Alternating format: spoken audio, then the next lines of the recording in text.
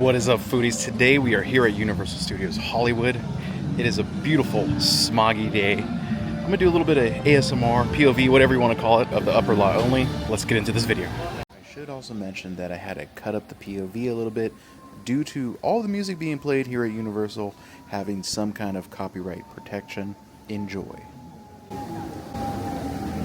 VIPs, your electronic savings CNC. And VIPs, just run the marketing site for your exclusive channel.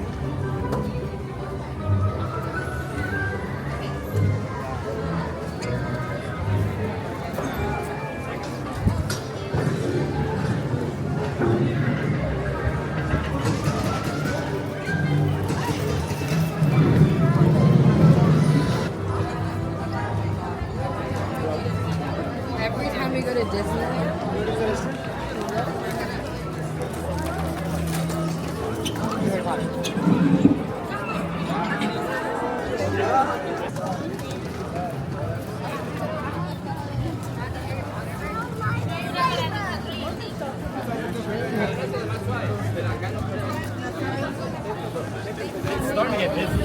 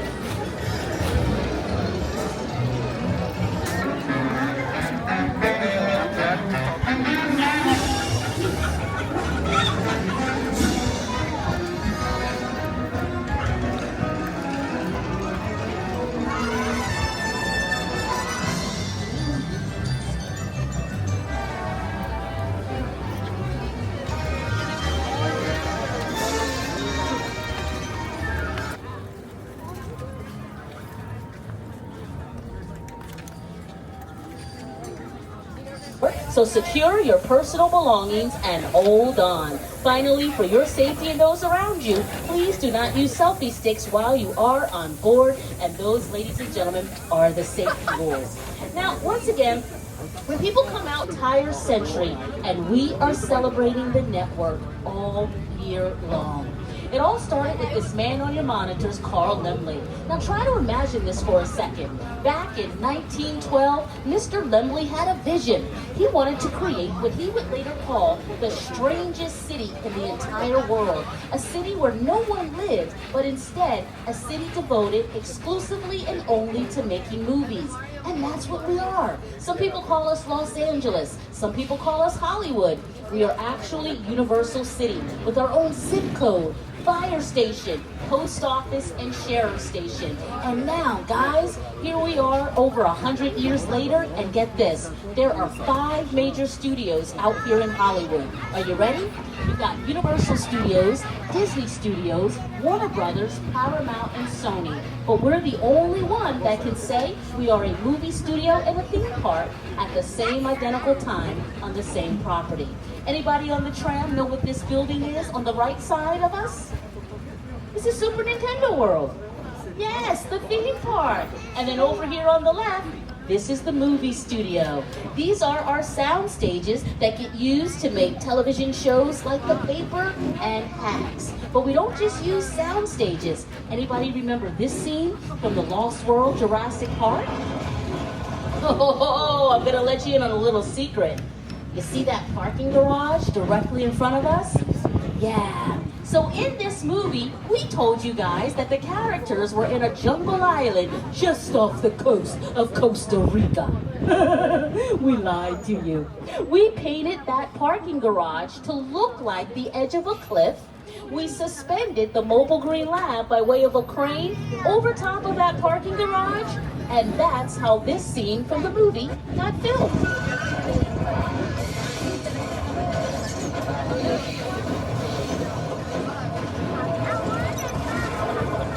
Woo! Parking garage.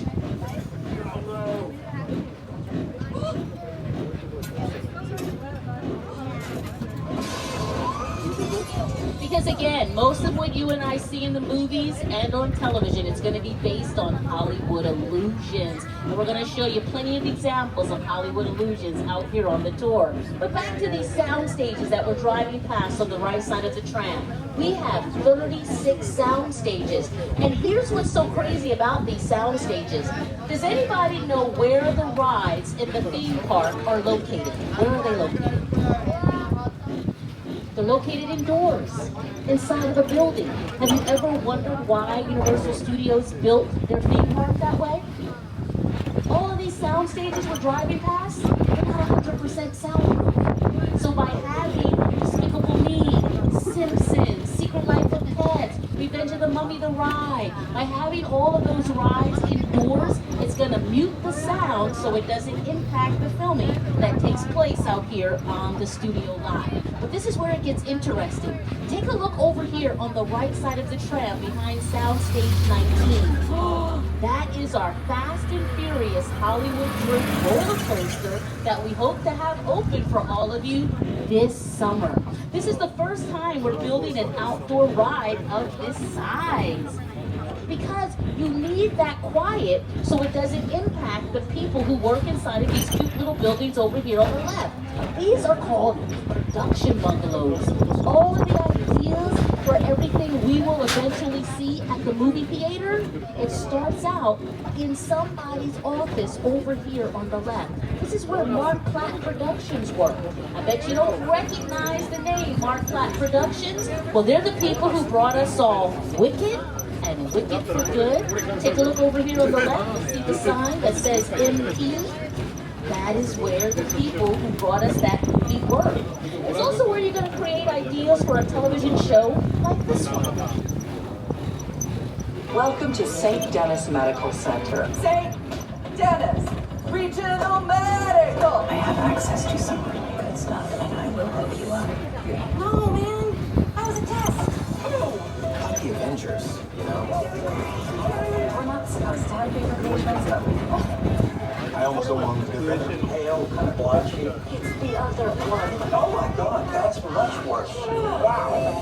That show films inside of Soundstage 26 on the left side of the tram. It's about an underfunded, understaffed hospital in Oregon. Well, now you know the truth. The hospital isn't in Oregon, it's inside of Soundstage 26. And the man who created that show, his office is in one of those bungalows that we drove past earlier. Now, that's it for the front line. Our driver has now taken us all to the Universal Studios backlot, where we filmed the big stuff, exterior scenes on a large scale, because this is where we keep our metro sets. You see those houses over there on the right side of the tram? Take a look at your monitors to see how they were used.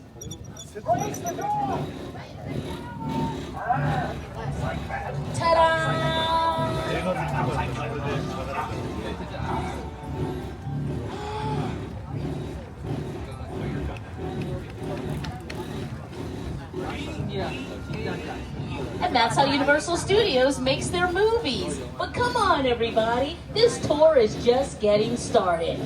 This spot, this area of our Universal Studios backlot, this is where Universal Studios made one of their classic films that you all know and love. Take a look at that City Hall building over there on the left side of the tram, and then take a look at your monitors.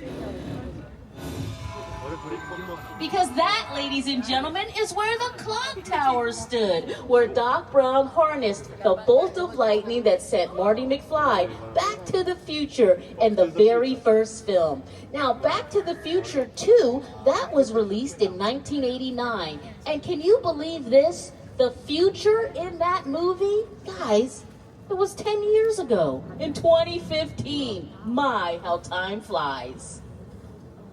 It was actually the backlot in Courthouse Square that inspired the entire climax of Back to the Future. Decided to tour today.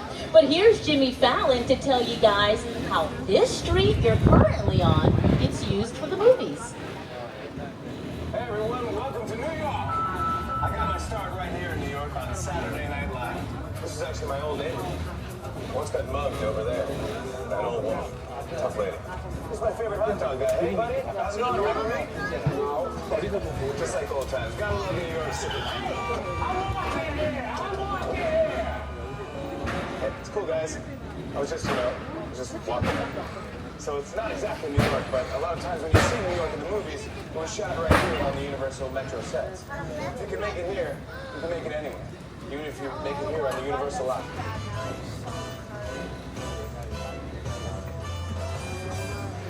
It's going to make a lot more sense to do the filming using this street in California than to tie up Manhattan traffic on a Friday afternoon. Literally does that. I mean, you're on board the ship, you're sailing to a lost island, you're encountering monsters and creatures from, prehistoric times. So I was thrilled when Universal invited me back to Skull Island, and it's great to have you along for the ride. We're about to return to Skull Island. Not only are we about to return, we have arrived. Secure all of your personal belongings and hold on.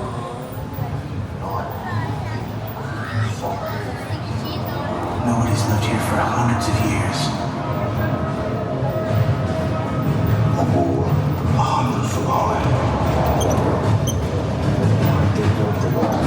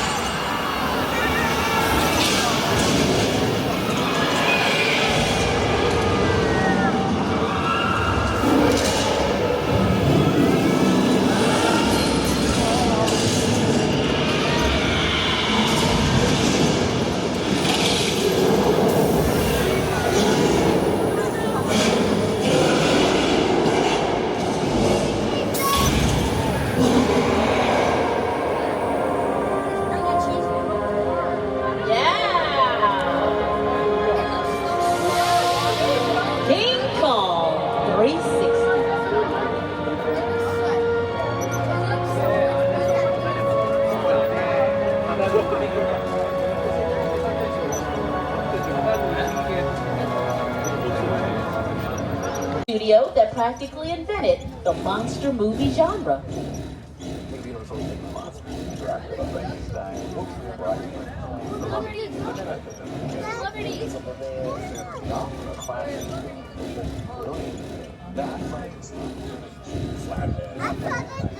Great icons in the world. That to me was like the essence of the universe.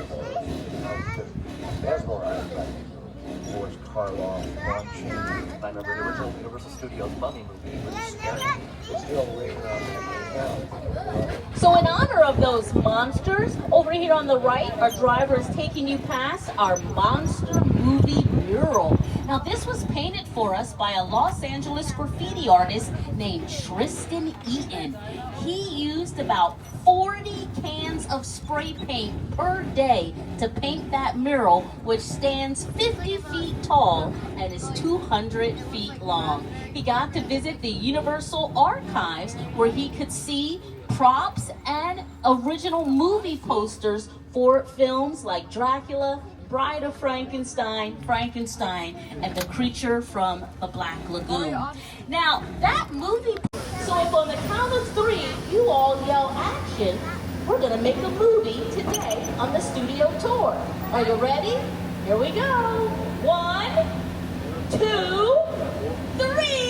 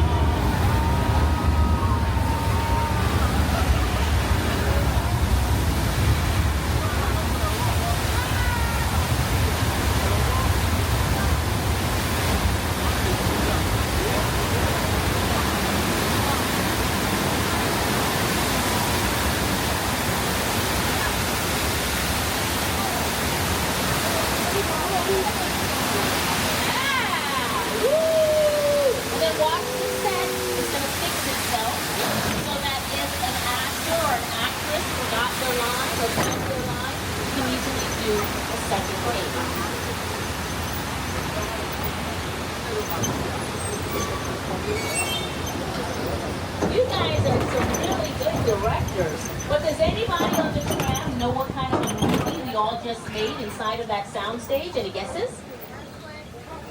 A disaster movie. Think about it. As we visit Amity Island, home to Bruce the Shark from Jaws.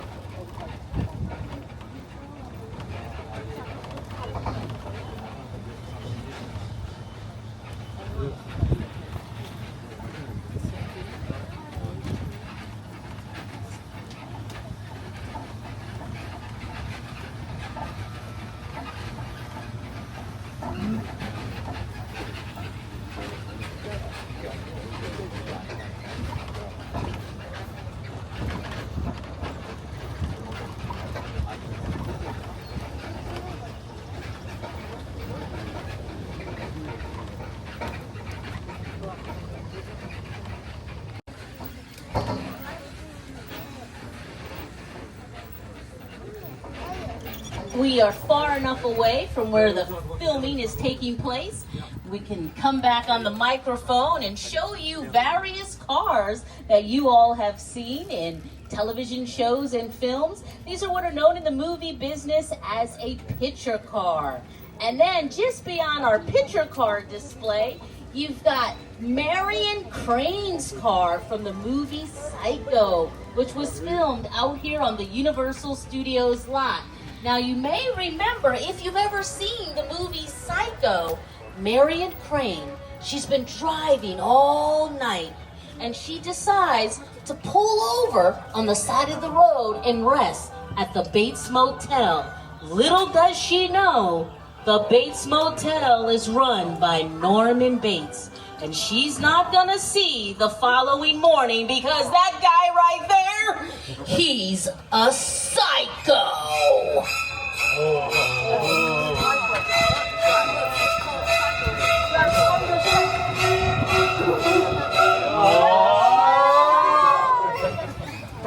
And at the top of the hill, you all can see the actual house that was used to make the classic Alfred Hitchcock movie, Psycho.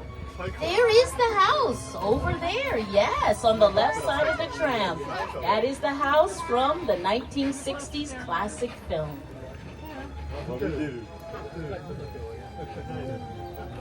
And just beyond that iconic set, take a look at one of the most impressive movie sets ever built for the making of a film.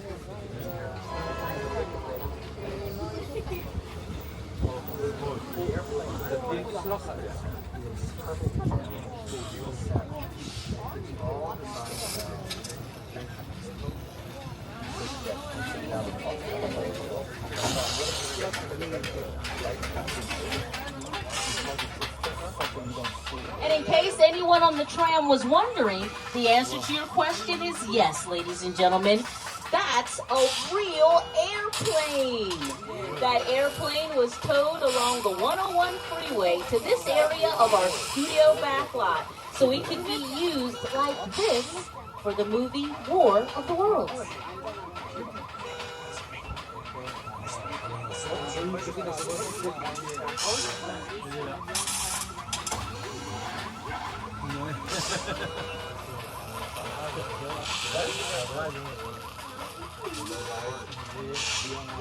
This movie was directed by Steven Spielberg. And in case you're wondering why work together to take an impossible mission and bring it to life. This is 2-Beach Park, a nostalgic, small-time Southern California amusement park owned by former child star Ricky G. Park.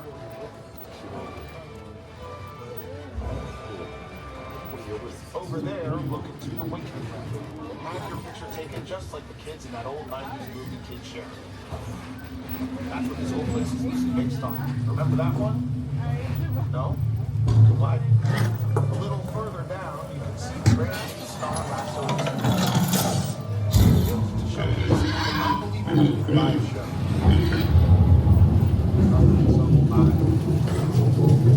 And behind this house,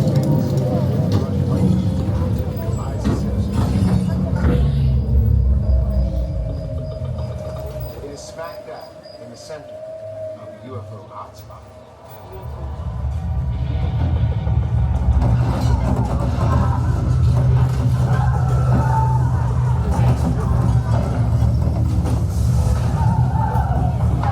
Welcome to the world of music.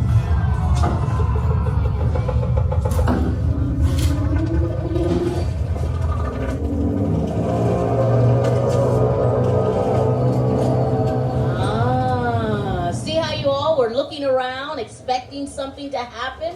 That just is there to show you how important sound is to any film. For example, how many of you know this?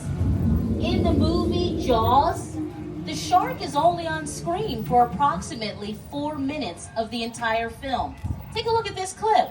You never see the shark in that scene. But you know what scares us? Dun dun, dun dun, dun dun. The music, right? And in case you didn't know, at the most recent Academy Awards ceremony, the film that won Best Oscar for Best Sound in a Movie, it's the movie F1, the racing film starring Brad Pitt. So that is just to show you how important sound is when you're making a film. But take a look over here on the right side of the tram.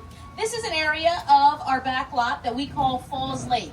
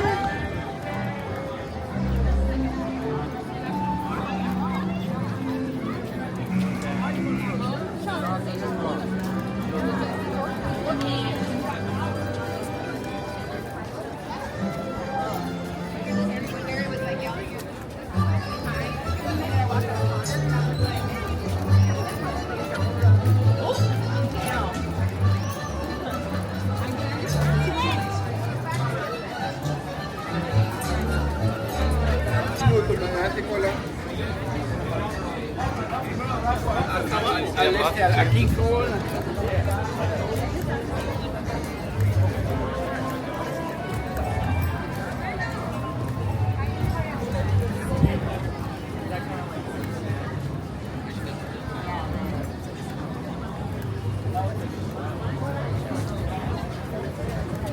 yeah.